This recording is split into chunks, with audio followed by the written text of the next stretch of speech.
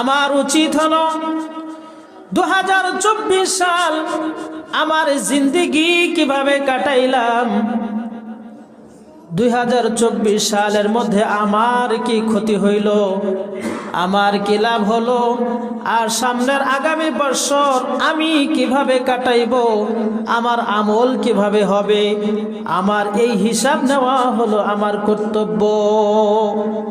হাসিবু ক্বাবলা আন তুহাসাবু ওয়াজিনু ক্বাবলা আন তুজানু। হাদিস পাকের মধ্যে আল্লাহ রাসূল সাল্লাল্লাহু আলাইহি ওয়াসাল্লাম বলেন, তোমার হিসাব নেওয়ার আগেই তুমি নিজের হিসাব মিলায়া রাখো। তোমার আমল নামা ওজন করার আগেই তুমি নিজের আমল নামা ওজন করো। আমার আমল আমাকে ওজন করতে হবে, আমার হিসাব আমাকেই মিলিয়ে রাখতে হবে। আমার হিসাব চাওয়ার আগেই ও মুসলমান মা বোনেরা, মুসলমান যুবক যুবতীরা শুনে নাও, এই 31 নাইট আমার জন্য কি করণীয় আর কি বর্জনীয় সেটা আমাদের জানা দরকার। আমার জানা দরকার আমার আমলের হিসাব। একটা বছর আমার জিন্দেগি থেকে অতিবাহিত হইয়া গেল, আল্লাহ যদি বাঁচায় রাখে আমি 2025-এ পা দেব।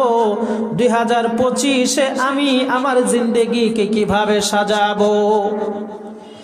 কিন্তু এই সংস্কৃতির সাথে 31 নাইট যেই দিবসকে 2025-কে স্বাগত জানানোর জন্য আমাদের সমাজে যেই কৃষ্টি কালচার শুরু হয়েছে, এগুলোর সাথে আমি মুসলমানের সন্তান যদি হয়ে থাকি, এগুলোর সাথে আমার কোনো সম্পর্ক থাকবে না, আমার কোনো সম্পৃক্ততা থাকবে না। কারণ এই সংস্কৃতি আমার না, আমার মুসলমান, আমার না, আমার ইসলামের না। আমি মুসলমানের ঘরের সন্তান।